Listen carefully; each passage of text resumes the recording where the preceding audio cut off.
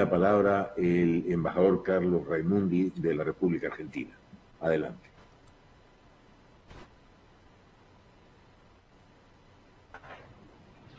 Muchas gracias. Saludo a las autoridades presentes. El sentido de mi intervención es derribar de manera contundente, categórica, cualquier argumento que trate de sostener que la misión electoral de la OEA de 2019 en Bolivia fue un instrumento técnico y no fue utilizado como herramienta política. Fue un instrumento eminentemente político y tuvo consecuencias trágicas para el pueblo boliviano. Lo hago desde la perspectiva de un país, la República Argentina, en donde por el delito de contrabando agravado de armas y municiones, nada menos que el anterior presidente de la República, su ministra de Seguridad,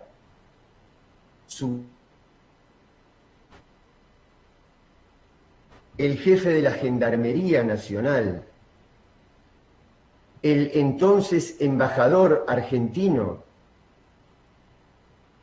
en Bolivia, y donde en los últimos días se ha ampliado la denuncia hacia el ex jefe de gabinete de ministros, el ex canciller y el ex secretario de Asuntos Estratégicos de la Argentina.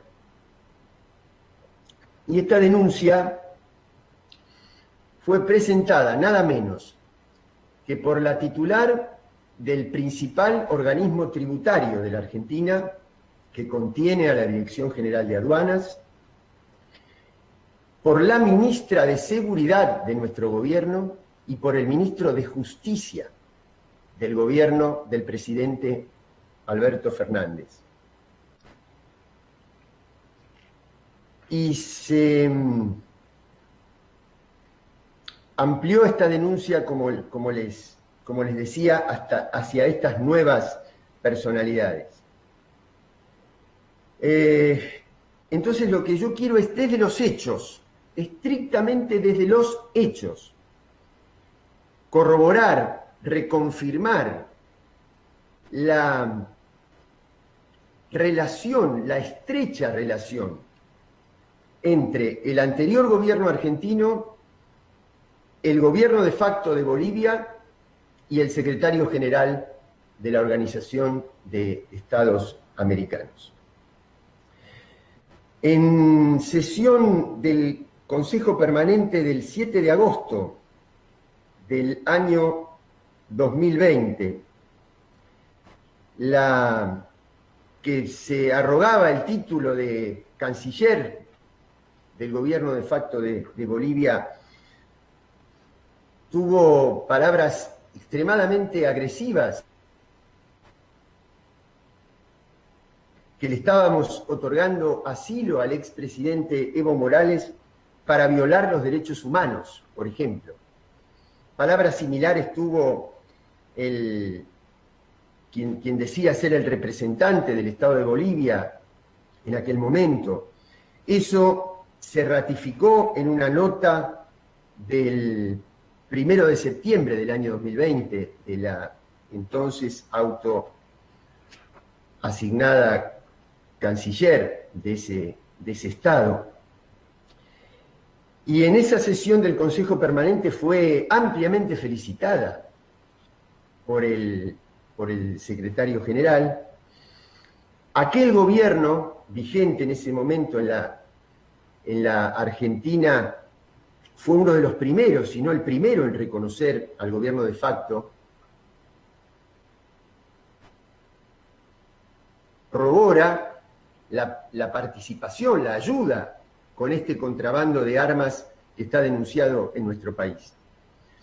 Y resulta que ese mismo presidente que está imputado por este delito compartió el día 4 de mayo de este año 2021 un panel con el secretario general. Instituto Interamericano para la Democracia, donde reiteradamente tanto el presidente de ese instituto como uno de sus directores ejecutivos, como distintos participantes, calificaron al gobierno de Bolivia, que ya era el actual gobierno, estamos hablando del año 2021, como una dictadura. Y en ese seminario y en esos paneles se dijo que con dictaduras de este tipo lo único que queda es derrocarlas. Y allí participó en el panel número 4 el secretario general con el anterior presidente de la Argentina, que decían que la Argentina estaba también entrando, el presidente de la Fundación Libertad dijo en ese panel que Argentina estaba yendo camino al autoritarismo. Pero además, otro de los imputados en este delito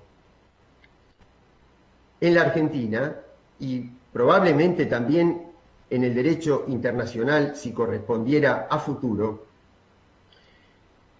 el señor Fulvio Pompeo, secretario de Asuntos Estratégicos, que acompañó al expresidente Macri a ese seminario de Miami, fue designado por el secretario general como jefe de una misión en la República de Guatemala.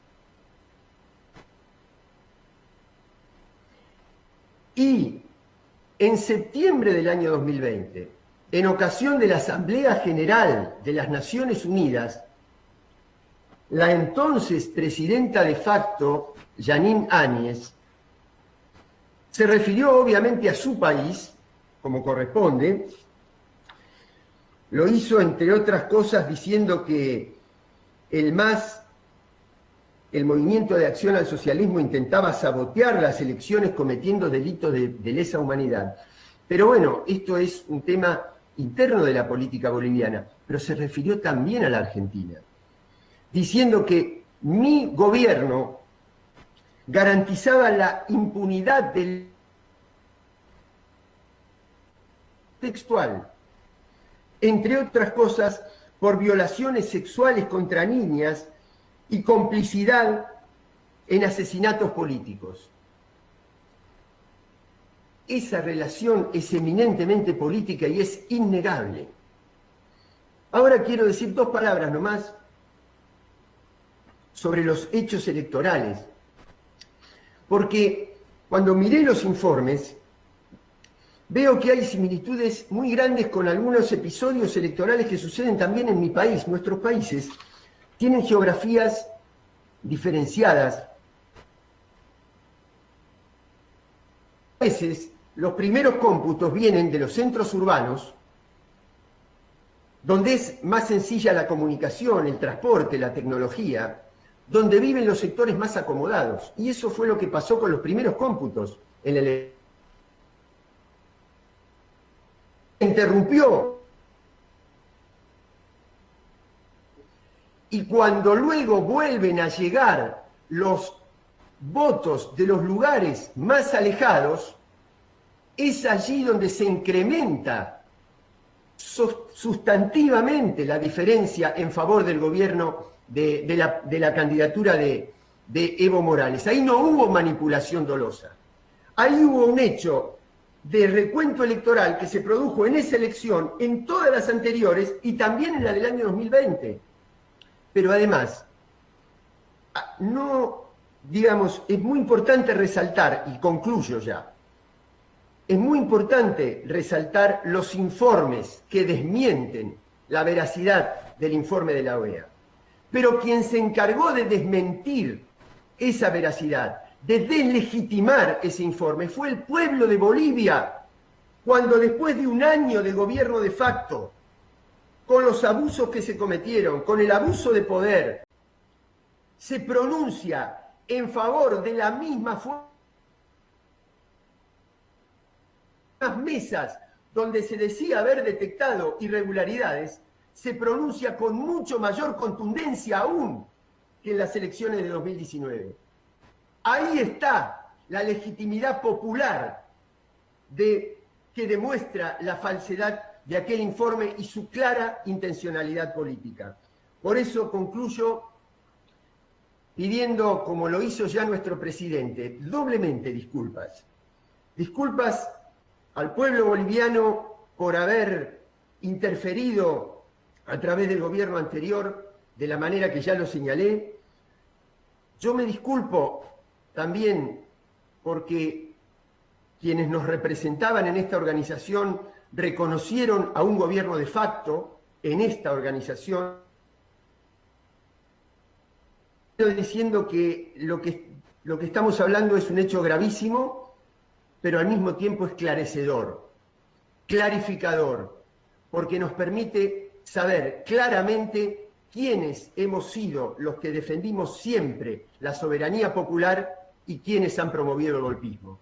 Muchísimas gracias.